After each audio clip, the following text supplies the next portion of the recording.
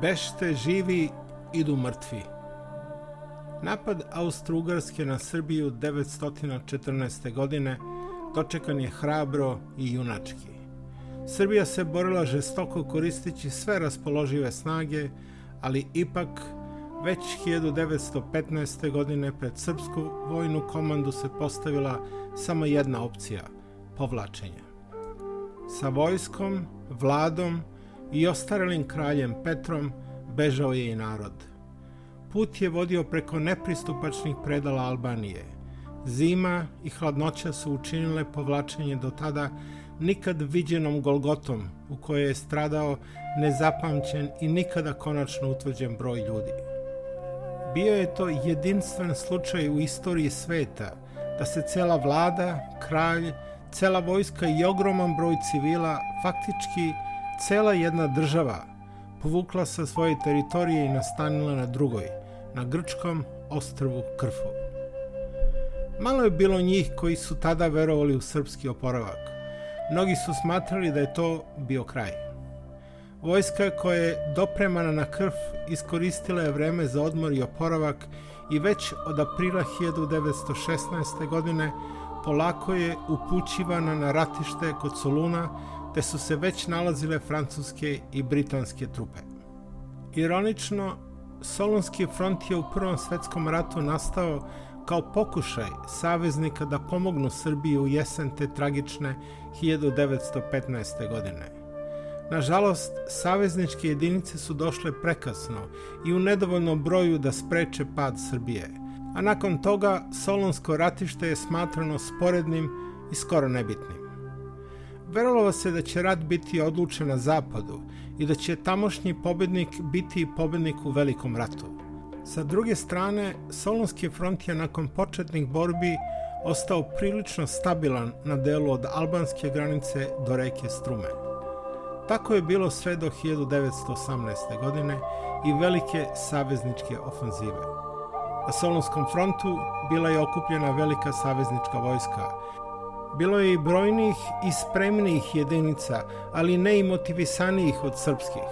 Otadžbina je sanjana, a o njoj se stalno pričalo, o Srbiji su pevane pesme.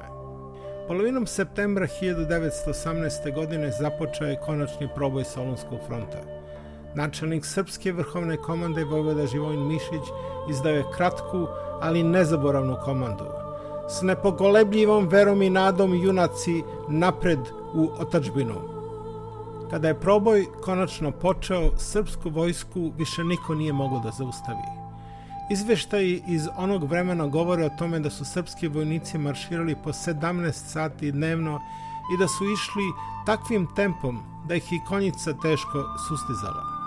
To jeste možda preuveličano, ali dobro ilustruje želju Srba da što pre stignu do otadžbine u kojoj nisu bili 3 godine. Upravo taj juriš je doveo do velikih stradanja naše vojske, koju je, kada je jednom krenula, bilo teško kontrolisati. Posle trodnevne ofanzive, prva i druga srpska armija su uz pomoć 2 francuske divizije probile Solunski front 17. septembra 1918. godine, a Nemci i Bugari bili su primorani da se povuku. Nakon nedelju dana trupe su prešle Vardar, čime je put ka Srbiji bio otvoren. Posle proboja Solunskog fronta iz rata je izbačena neprijateljska vojska od 700.000 vojnika, a Nemačka je naredila opšte povlačenje. Car Wilhelm je ogorčen poslao telegram bugarskom caru. 62.000 srpskih vojnika odlučilo je rat. Sramota! Ostalo je zabeleženo da su bugarski vojnici, videvši srpske vojnike za koje su mislili da su gotovi još 1915. godine, kako jurišaju, bacali oružje i bežali vičući "Bešte, idu mrtvi". Srbi su veoma brzo stigli do Niša i tek su tu naišli na veći otpor.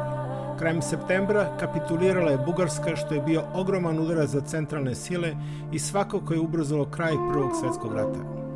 O srpskim junacima francuski maršal Franche de Pere je u izveštaju svoje vladi o proboju fronta zapisao: operacije se moraju usporavati, jer nema komunikacije radi dobacivanja hrane francuskim trupama koje napreduju. Samo srpskim trupama nisu potrebne komunikacije. Oni idu kao oluja, idu napred.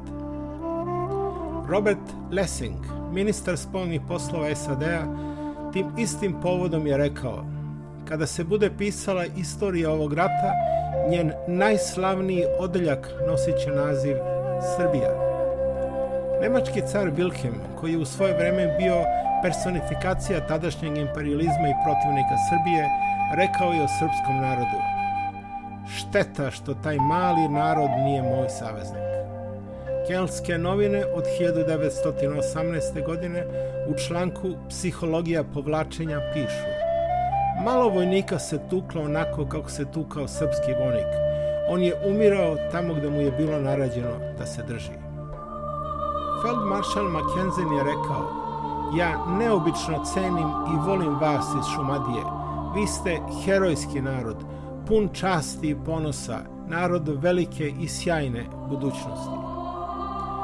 Austrijski general Alfred Kraus također je imao visoko mišljenje o Srbima, zbog čega se nije ustručavao da kaže: ovom prilikom treba napomenuti da smo upoznali Srbe kao valjane neprijatelje. Ja sam ih smatrao i smatram ih i sada kao vojnički najjače od svih naših neprijatelja. Zadovoljni s malim, dovitljivi, lukavi, osobito pokretljivi, dobro naoruženi, bogato snabdeveni municijom, vešti u korišćenju zemljišta, vrlo dobro vođeni, mržnjom i oduševljenjem zagrejani za borbu, oni su našim trupama zadavali mnogo više teškoća nego Rusi, Rumuni ili Italijani. Zanimljiva je izjava češkog književnika Ervina Kiša, kaplara 11. puka 9. Austrougarske divizije i učesnika Kolubarske bitke. Tek u Srbiji 914. godine shvatio sam da je sloboda malih naroda jača sila od nasilja velikih i moćnih, piše on. Tek sam ovde shvatio Šatobrijana da je neumitna sila, volja savlađuje sve, a da je slabost sile u tome što veruje samo u silu. Japanski profesor medicinskog fakulteta u Tokiju, za vreme Prvog svjetskog rata šef misije Japanskog crvenog krsta u Parizu, rekao je u svom govoru: do ovoga rata mi, Japanci, uživali smo glas vojnika sa najjačim ratničkim duhom. Ovoga puta moramo priznati da nam je srpski vojnik to prvenstvo oduzeo. Ne zamerite, gospodo Srbi, što smo na to malo i ljubomorni. Norveški pukovnik Karsten Angel 1915. izjavljuje: došli smo sa malo poštovanja za srpske vojnike, a vraćamo se puni divljenja. Videli smo narod miran, samopouzdan, rodoljubiv. Našli smo najbolje vojnike na svetu, hrabre, poslušne, trezvene, izdržljive, voljne da žrtvuju život za zemlju i nacionalnu ideju. Francuski maršal François Depere također ne krije oduševljenje kvalitetima srpskih vojnika, zbog čega se gotovo pesnički pita: ko su ti junaci koji mogu da se podiče da su zaslužili jedno od najvećih odlikovanja na svetu? To su seljaci, skoro svi. To su Srbi, tvrdi na muci, trezveni, skromni, nesalomivi. To su ljudi slobodni, gordi na svoju rasu i gospodari svojih njiva. Ipak, verovatno najiskreniji komentar povodom savezničke pobjede bio je onaj koji je londonski Manchester Guardian dao neposredno posle kraja Velikog rata. Ma koliko bila velika uloga Francuza u pobjedi, danas ceo svet misli na Srbiju. Posle svega podaci su delovali nestvarno. U nezaustavljivom jurišu srpska vojska je, ne želeći živote i ne gledajući na gubitke, za 45 dana prešla oko 600 km, potiskujući neprijatelja i oslobađajući zemlju. Prvog dana novembra srpska zastava se ponovo zavijorila i u Beogradu. Borbe su u Prvom svjetskom ratu okončane 11. novembra 1918. godine. Svet je u tom trenutku već slavio, a u godinama koje su usledile proučavana je strategija i davane zasluge mnogima. Srpska slava ostala je zabeležena, ali su srpske žrtve bile ogromne. Veliku pobjedu u Prvom svjetskom ratu Srbije je nesrazmjerno skupo platila. Procenjuje se da je tokom rata Srbija je izgubila između 1.100.000 i 1.300.000 stanovnika, što je činilo gotovo trećinu ukupnog stanovništva ili čak oko 60% muške populacije. Slava im! Dan kapitulacije Nemačke u Prvom svetskom ratu je državni praznik u Republici Srbiji, koji se obeležava 11. novembra. Ovaj datum podsjeća na dan kada su 11. novembra 1918. godine u železničkom vagonu u Kompijenu sile Atlante potpisale primirje sa Nemačkom i time okončale Prvi svetski rat. Ovaj državni praznik se u Republici Srbiji proslavlja od 2012. godine. Da se ne zaboravi.